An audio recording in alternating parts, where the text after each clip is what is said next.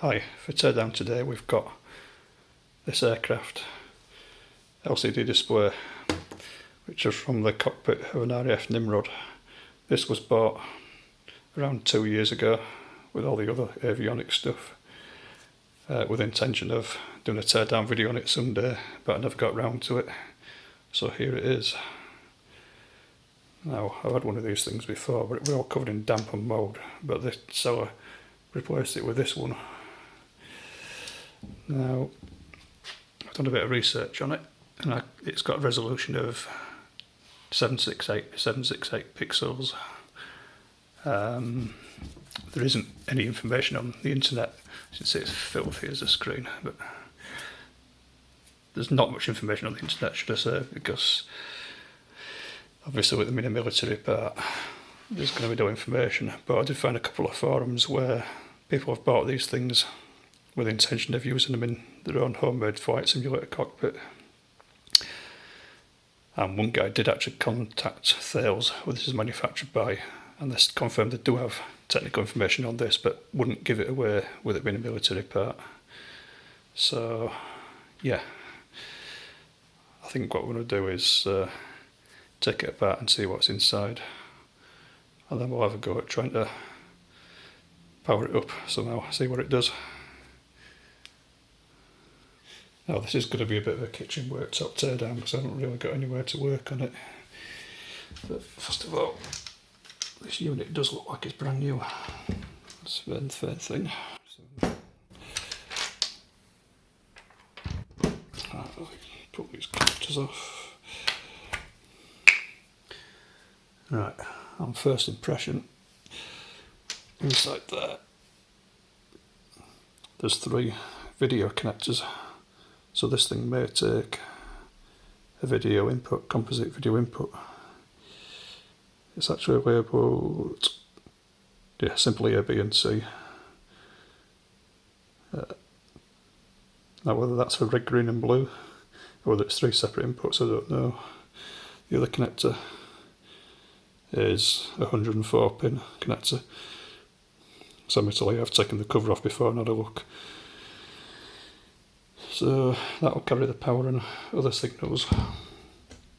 So I think what we'll do is we'll start taking this thing apart. Now, notice a couple of doors on this thing. First of all, let's take this one here. Sure, this is in shot. This is a bit awkward working on here. Right, so I'll try to see what's in here. I did find a teardown video in the past on one of these, but it appears to have disappeared.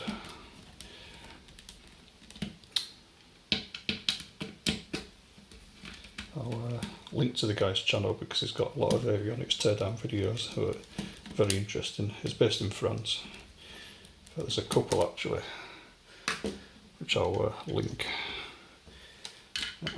One of the guys in France actually sold some equipment, so in the past, some of the other avionics teardowns, he bought some stuff off me, so I'll link his YouTube channel in the video as well.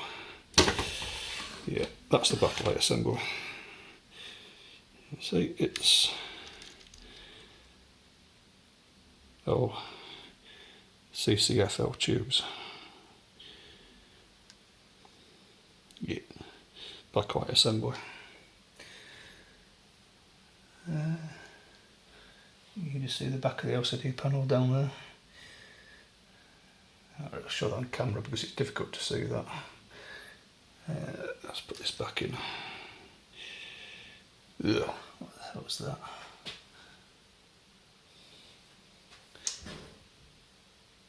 No, this definitely has been used. It's filthy inside. It's lots of dust. Lots of dust. And it looks like it's had some liquid damage. Yeah,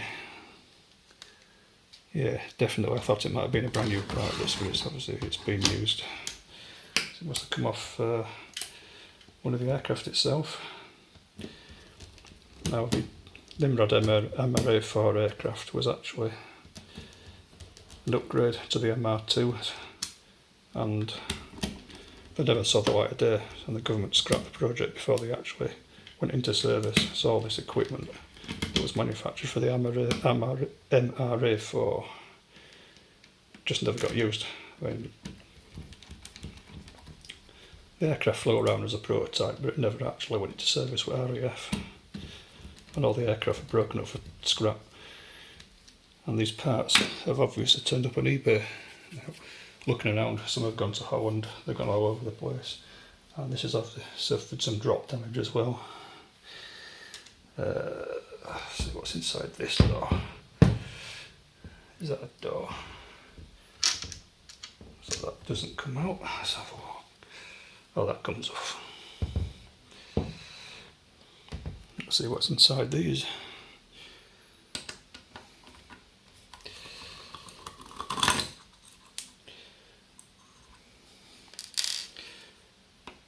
Now, I did, like I said, I did buy one of these before, and it was all mouldy and smelly. I did manage to power that one up. I've tried powering this one, but it doesn't want to power on, so I think it might be knackered. But we'll get to that later. I think really what I need is a power supply that can supply more current, so I think the power up test might actually save that for another video. But, oh, there's something in there. It's like a daughter board.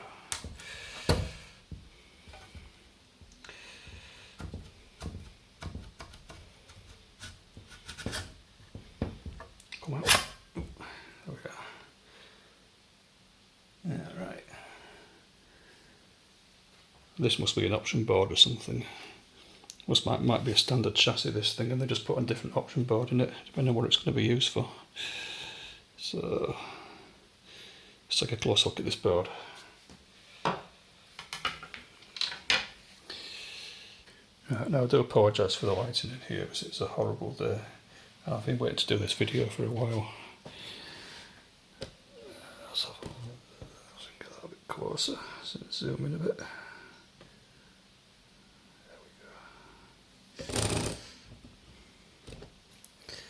Right, so let's see what we've got here. Pointy thing.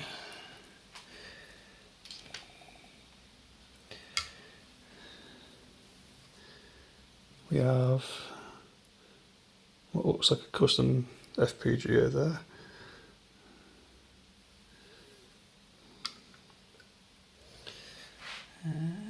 Difficult reading these parts. Just have to reflect the light on so and see one. Yeah, a couple of Altiera FPGAs or CPLDs. A couple of flash chips. Obviously the RAM. See what size they are. Yeah, the lighting in here is terrible. See that? CPM 7128 or EPM 7128, I think they're CPLDs then. Let's have a look. Another EPM.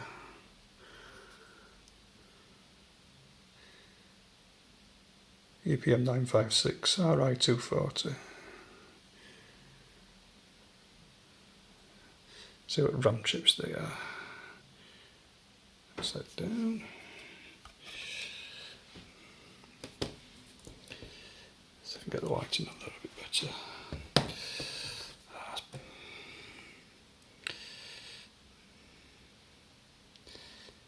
There we are. Date code of 98, week 16. And it's a HM5302 8 1RT or IRT. I'll have to look that up to see what size they are. There's 4 of them.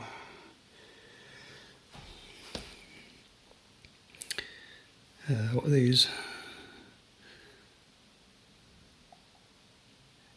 AB574As. Probably buffers. There's a Philips video chip here.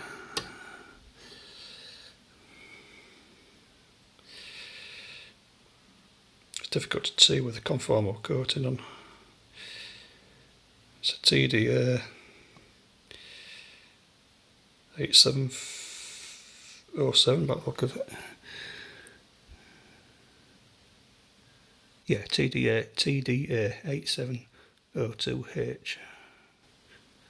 See what that is.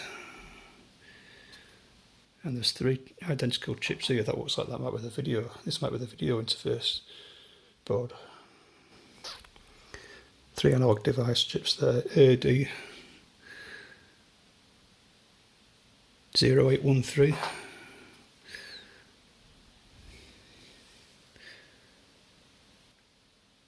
Yeah, AD 8013 they are, and there's 3 of them. Probably for each video channel, the connector on the back. 74HC 4052 there. These chips, I've seen these before. They're just buffers. They're just logic buffers. There's 4 of them. They'll likely interface the FPGAs together. 74ABT152.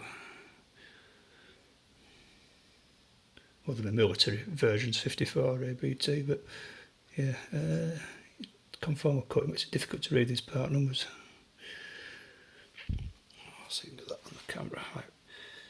When I play this back and add the footage to that, I might be able to actually see them easier in the camera. That's upside down.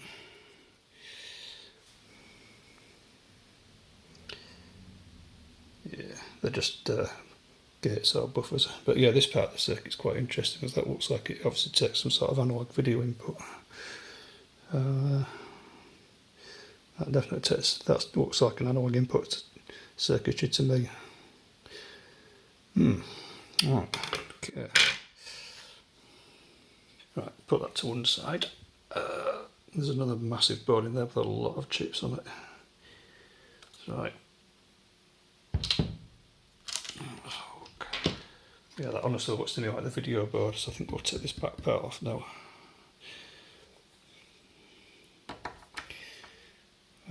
Just fast forward. One thing I've noticed when I've taken this apart, the screws are all different lengths. Remember the long screws go in the back. So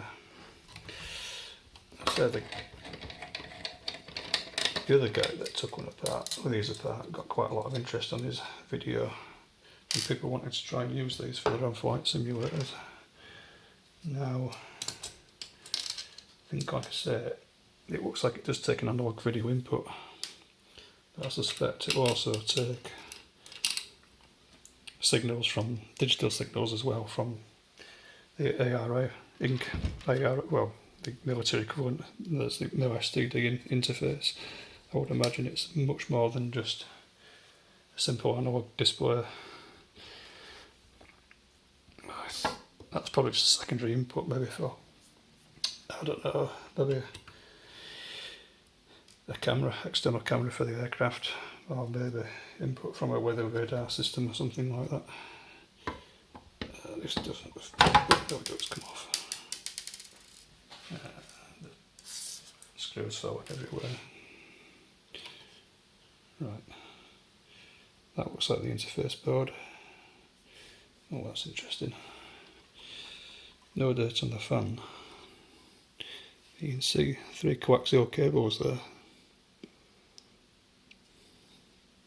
3 coaxial cables. So definitely takes an analog video signal. Whether that's the primary input, I don't know. But I'll come back to that module. Now what we've got here is the power supply. Finding this a bit strange because there's no dirt on the fan, but yeah.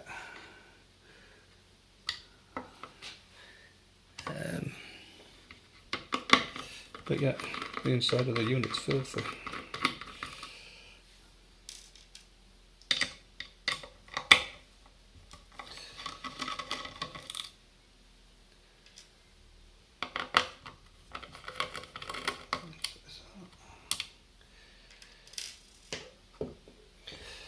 also needs to come out. I think it does.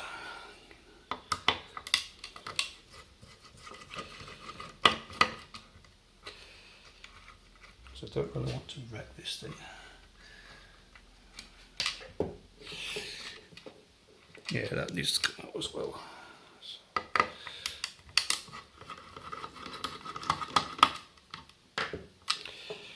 I think the chances of reverse engineering it's going to be very difficult. Somebody did want to use this for their own cockpit, for their own flight simulator, they'd have to figure out the interface, although I want to get to the main board. I'll see if there's any MILSTD transceivers in there. So we've got here.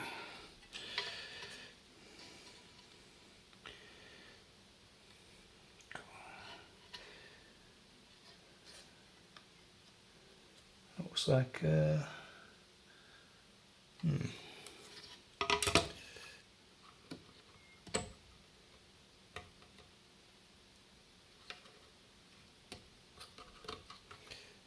bit of heater wire.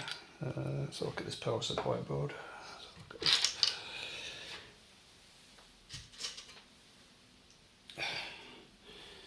Right. So it's a bit awkward trying to get this in shot. It's quite a complicated beast, isn't it? No, it doesn't power up. But yeah, I think what we'll do is I'll do this in two separate videos. First video will be a teardown, and the second one will be a reverse engineering attempt. Yeah, a lot of dust and dirt in here.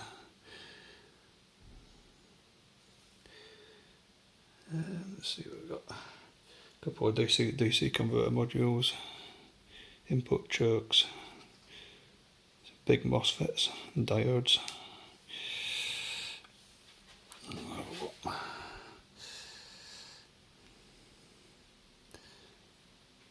Some sort of controller chip there, UC1903. Some bodge wire down there. Yeah, this is going to be reverse engineering, I think. Yeah. Yeah, big MOSFET there, BUZ344. Rest are diodes, probably for each power rail. This is power from 28 volts, not 115 volts, so it's a DC to DC converter, this board. Yeah, they're all diodes. There's not really much to look at there, but we'll come back to that board later. Let's look at the main meat of the unit. That big circuit board inside with all the big chips on it.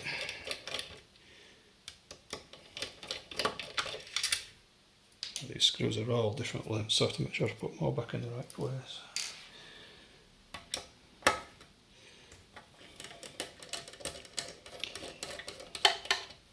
The backplane board down the side here.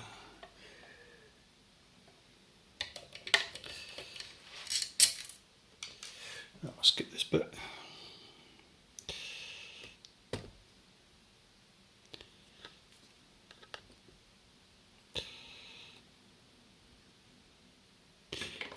Now, I did come across forum post where somebody suggested these are the same displays used in the Airbus A330 and A340 aircraft,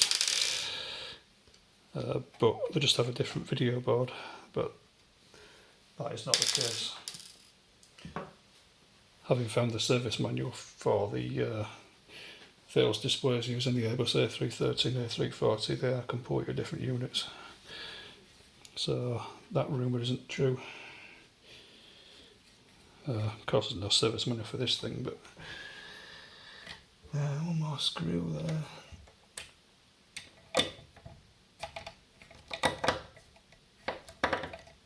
Yeah, there's always one that don't want to come out. Right.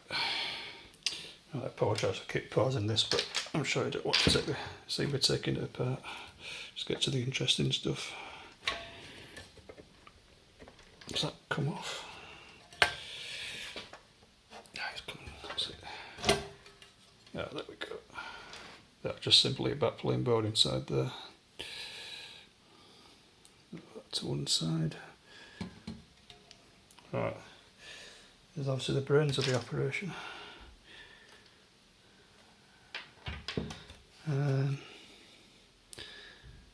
Yeah, it's got a heating element inside.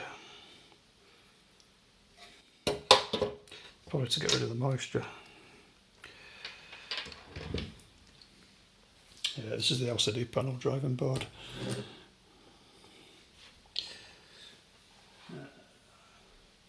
That lighting in here is bad. It's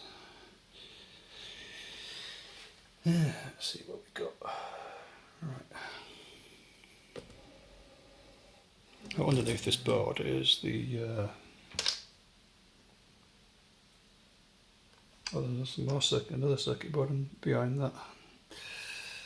So let's take this one out.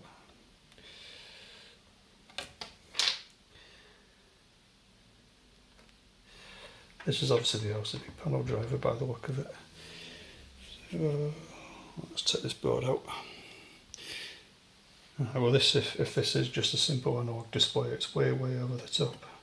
But I suspect by looking at the circuitry on here, it's going to take some sort of digital inputs as well from the aircraft systems.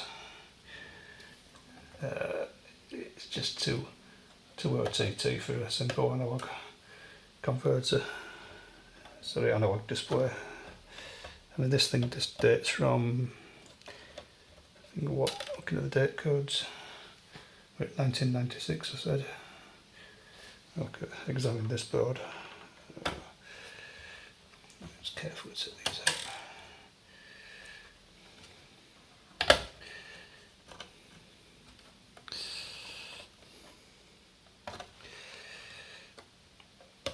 I will post some high resolution photos of these boards as well on my blog. Still won't come out, is it?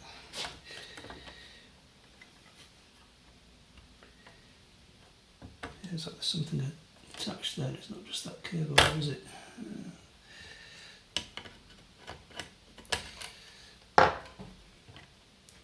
Nope. Probably a pushing connector. Let's see. Oh, there we go. Yuck. Right, under there, that looks like that's a backlight inverter.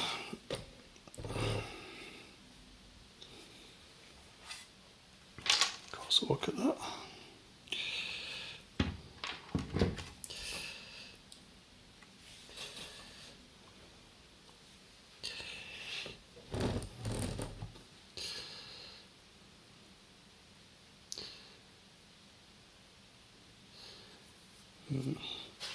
Yeah, that's just simply the backlight inverter of that.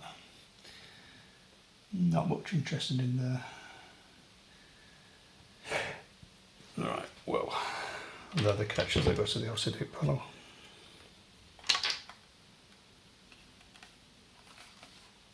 Yeah. It's back in an LCD module. Right. The main board.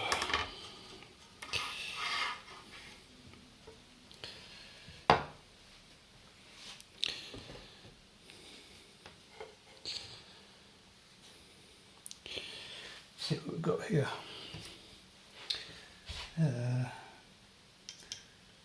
That's obviously an FPGA. It's labelled as L5A8407 VGA21. Here we've got an EDI 8L32512C02 0. I suspect that will be a static round chip. There's another one there. An Atmel processor with a date code of 99 week 39. Looks like a custom microcontroller. So it's got the F111, which is the code number for this unit. Couple of Avionics FPGAs, another one there. Two more chips here, which I can't see what they are. Conformal coating, like I say, that's difficult to read. Let's see what it's out. Let's actually see.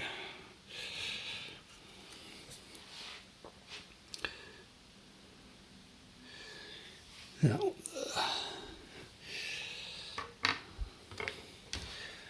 it is this one. It is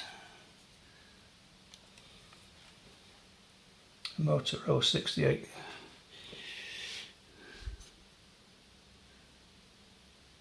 CP16, maybe.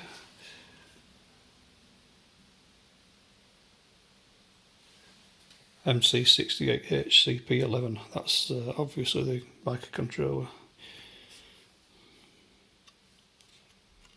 We've got some IDT chips here. 7200L25J11.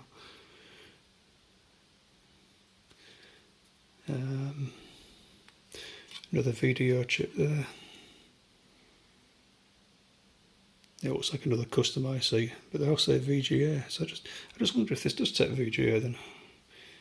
So I can't see any ARINC or ARINC, how you even pronounce it. I can't see any transceivers, nor any MILSTD transceivers either. Maybe it is all analog. It might just take simple like red, green and blue.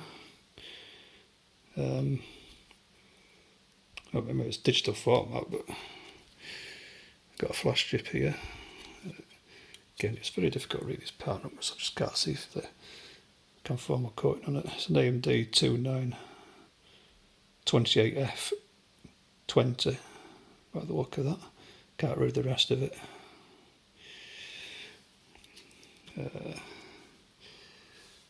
IC26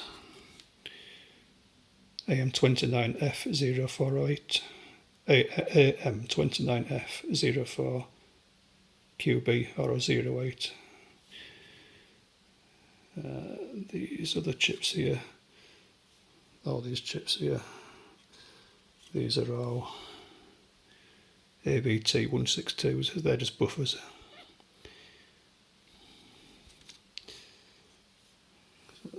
A good look at the board. So, right then, so what we got? That there, unreadable, custom, yeah, it's all custom chips. They look like SRAMs to me.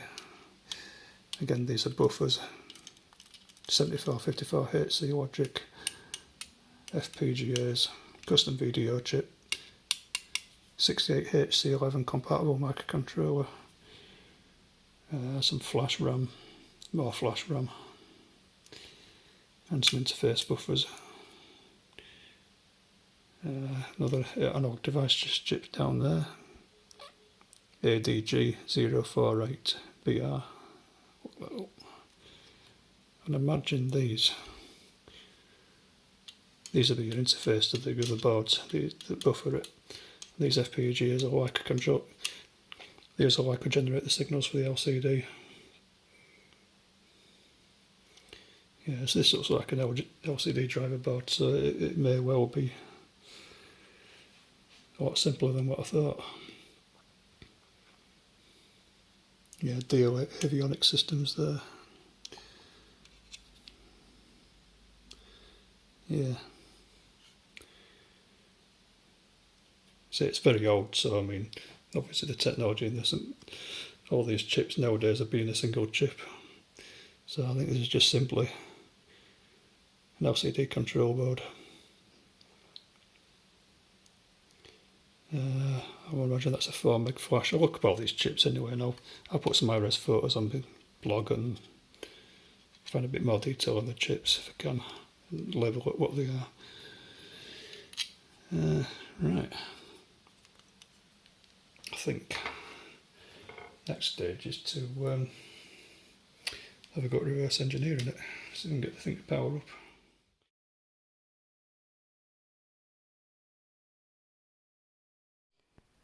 Hello, welcome to part 2 of this video, where last time I stripped this unit down to see what's inside.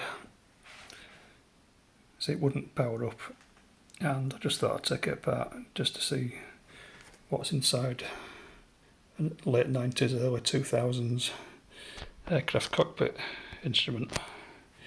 Now, as I was putting this back together, I noticed that there's some damage to this. You can see there on the IC, 2 pins are shorted.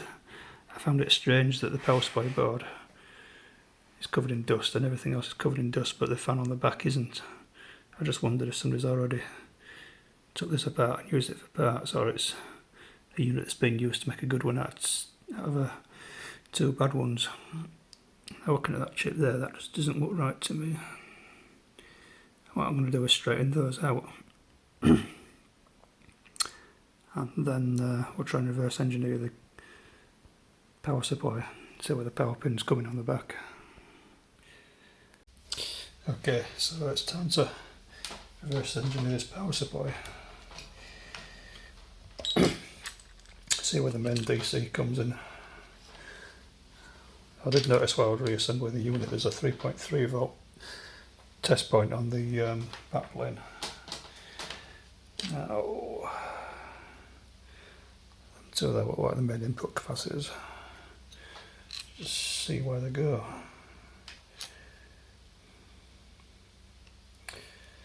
Right, so negatives are that side. In fact, turn it over a bit. Yeah, so there's DC to DC converter there. Again, positive and negative, so that with a good chance that that goes to the main 28 volt input. So use that. So VN positive is the top one. Let's see where that goes.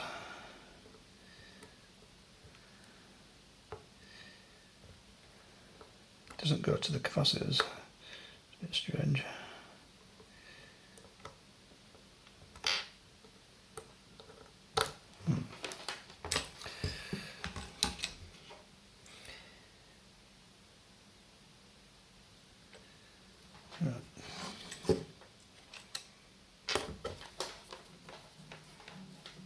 That's your negative.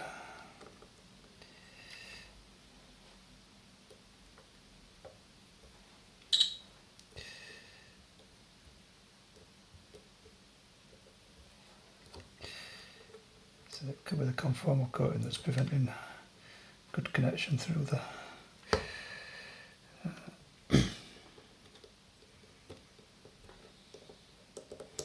solder.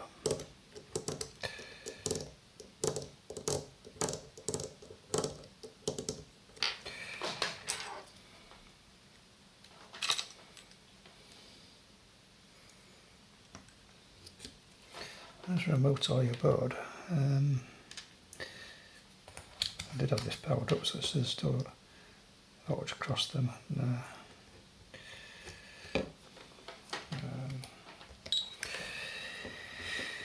Negative, let's have a look.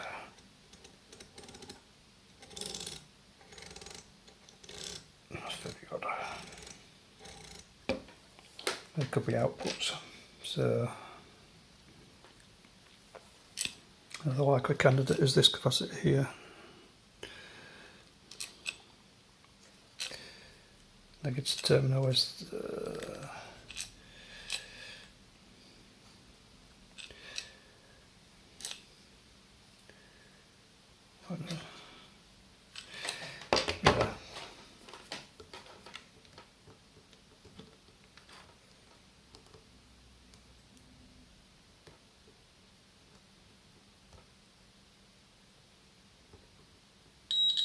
Oh, there we go.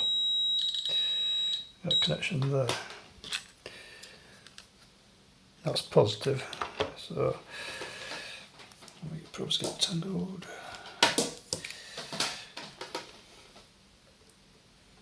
That should in theory go to the negative. That was going through that diode.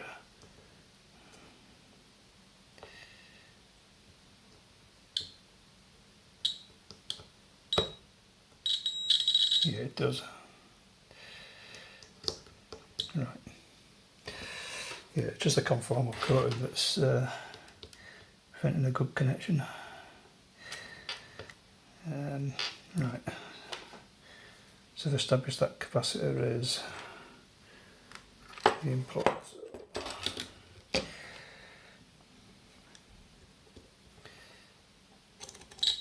Oh, there we go. Found a negative connection.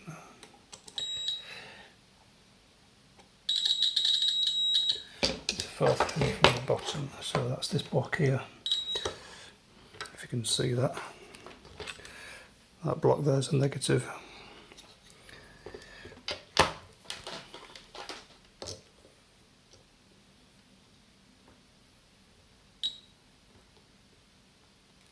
Come on.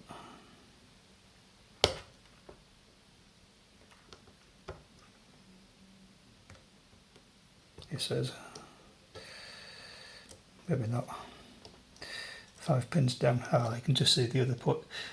That was a multi-wire board, so that's your ground there. That might be a positive input then. That's a 3.3 volt output. Possibly.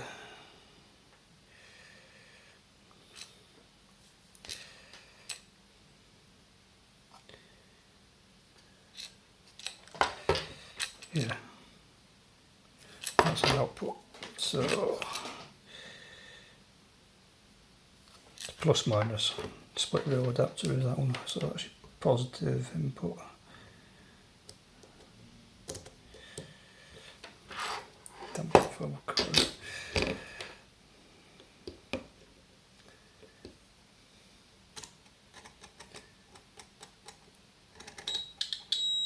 There we go.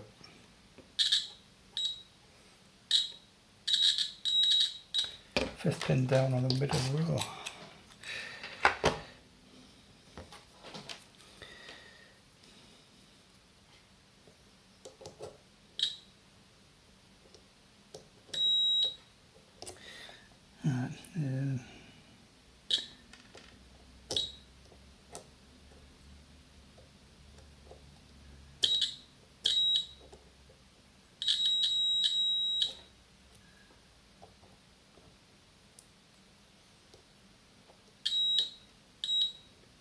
Right, there we go.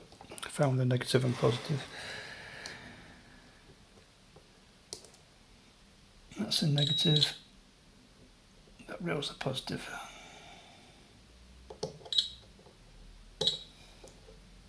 Middle row.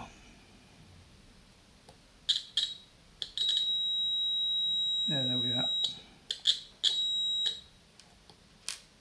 See, that were two a negative. There we go. So them two there are negative, them two are positive. Right. So what I need to do now is take the back part of it apart and see where these pins go on the back. So what I'm going to do now is just put the power supply back in.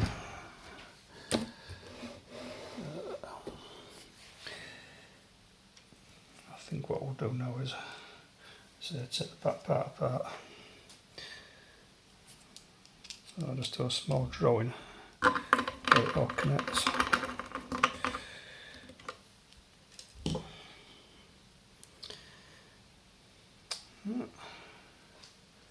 Cool, I'll be back in a minute. Before we put that back together, we'll just see where those other capacitors are connected to, as a matter of interest.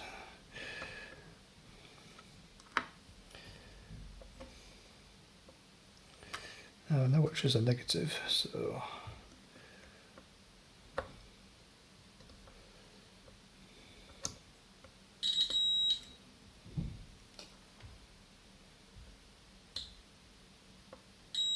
yeah, there we go.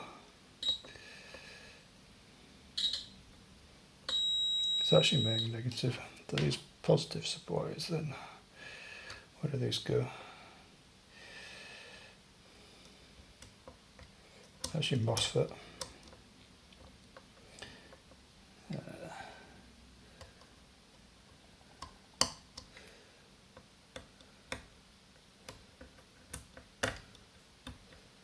appear to be connected to any of them.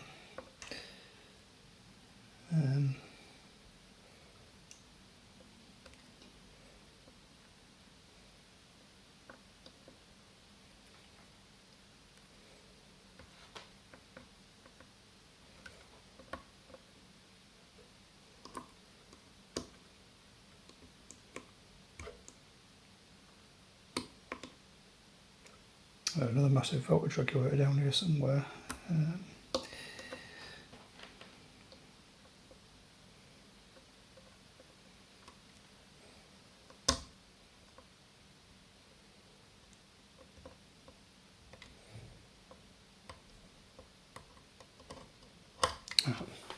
Come back when I found it. Okay, so it goes through this diode here.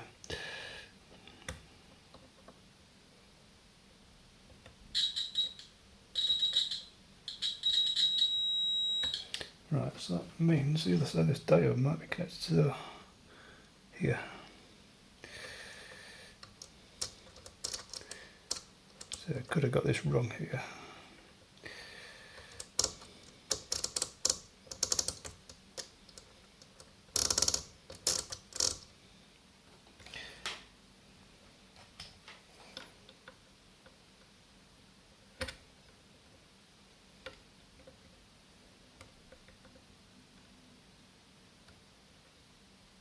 Yeah, that's a MOSFET. So that power rail obviously gets turned on by something else.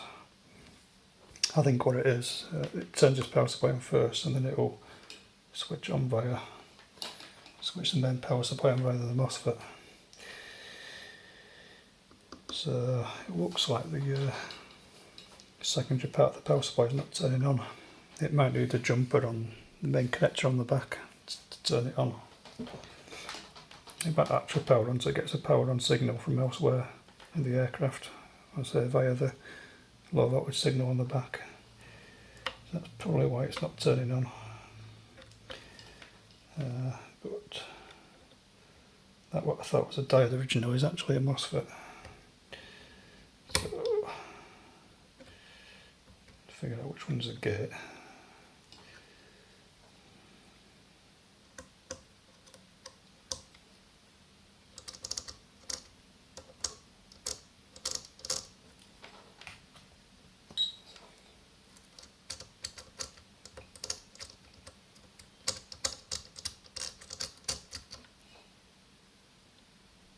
And that's the gate, I think.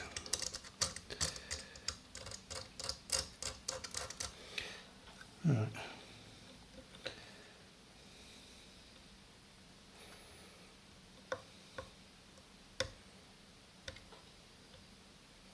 Yeah, it's like when it goes through. It's a 4-wire board, is this?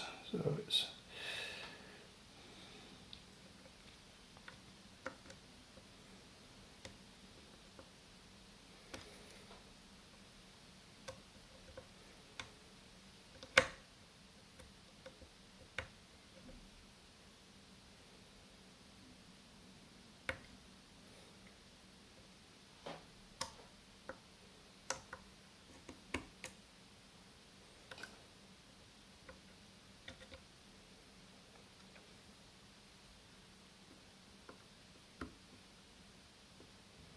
I could go to the pins of this big DC to DC converter. They're the outputs.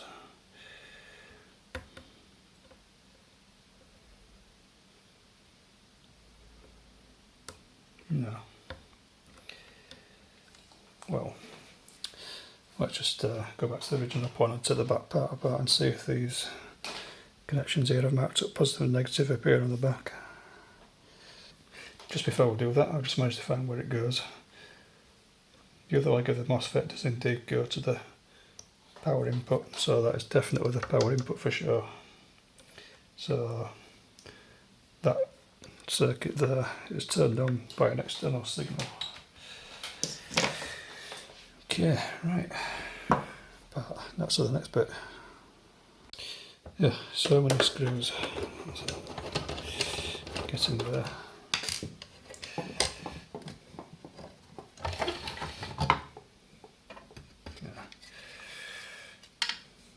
Another connector.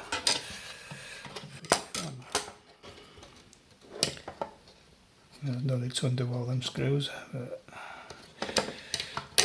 there you go.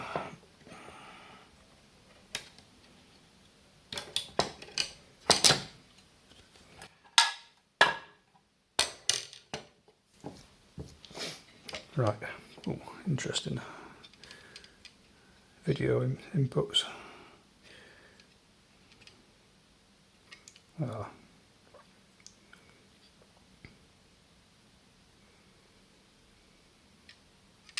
So that connector goes that way around. So your positive and negative is going to be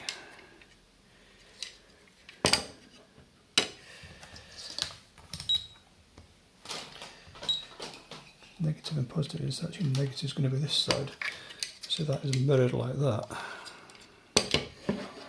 It's 5th pin down. So it goes to the back.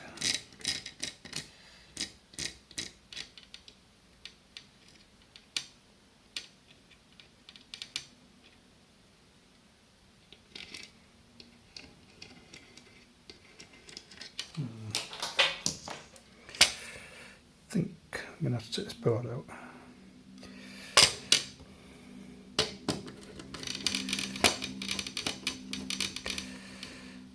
Ball lake.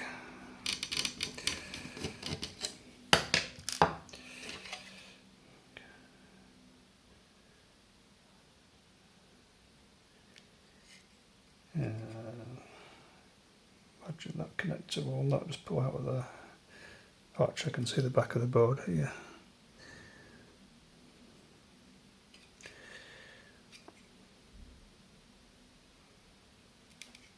Goes through some relays. There. Screw it back in so I won't forget it. Yeah, there's some relays on the back cover, in this back panel.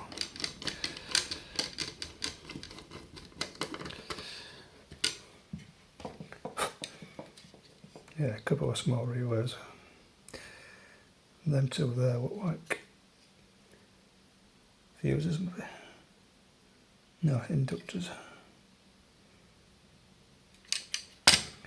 And these are your two power supplies here. Let's see if any of these go here. Yeah, there we go. That's the outer edge. Which I determined is positive. So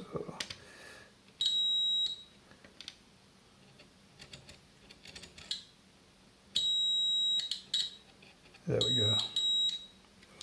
So that's your positive, your negative. Positive goes to the rear connector anyway, yeah it does. To the beep.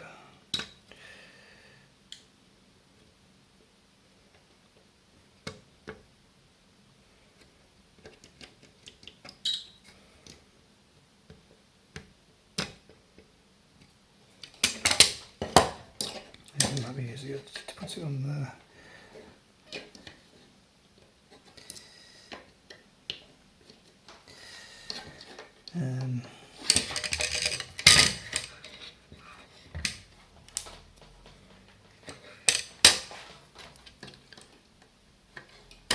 Oops.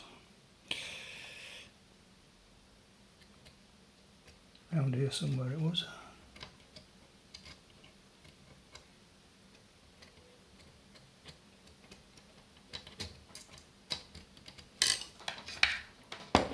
Open circuit there. Nope.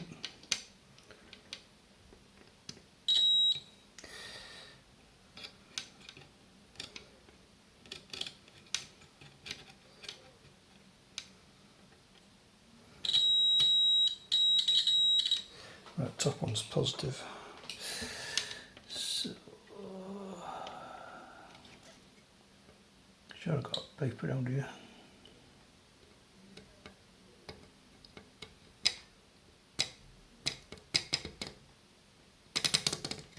I'll just mark that one up.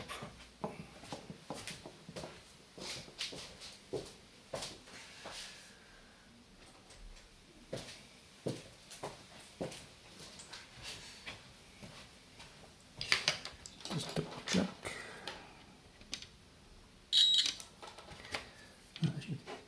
positive, actually negative.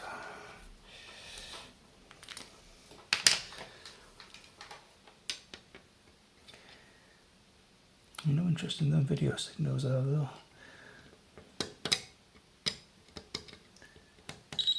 Ah, there we go.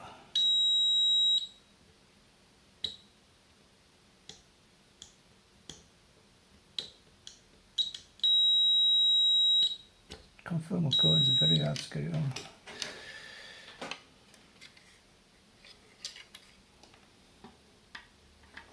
Where are the pins?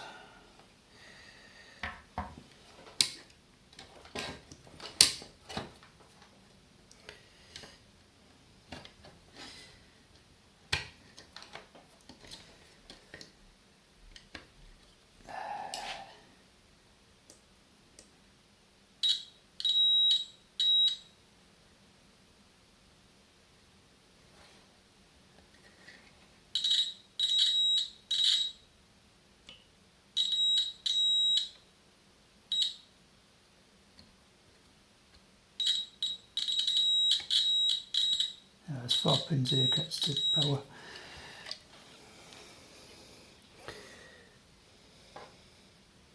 Pin 94. So it's positive. I did get some notes from last time. Yeah, there we go. Yeah, definitely right. So I'm catching it to the right pins. Right, so that means in negative, it's going to be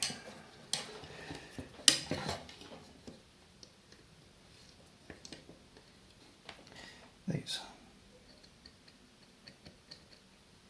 No. Let's see if I find a conformal coating that's preventing the connection.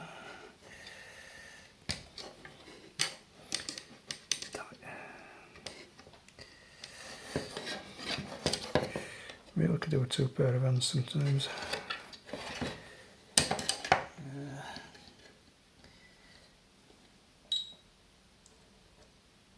Yeah, that's it. So the next step is to try and power it on, but covering my bench power supply is not up to the task, so I think I may have to borrow one. In that case, it's going to be a video for another day. Right, so anyway, it didn't power up. So yeah, I think I'm going to have to get myself a 28 volt power supply with a bit more current. That's going to have to wait till some other time. So, Wang. So far what I'll do is I'll say thanks for watching and stay tuned. I'll try and power it up in the next video.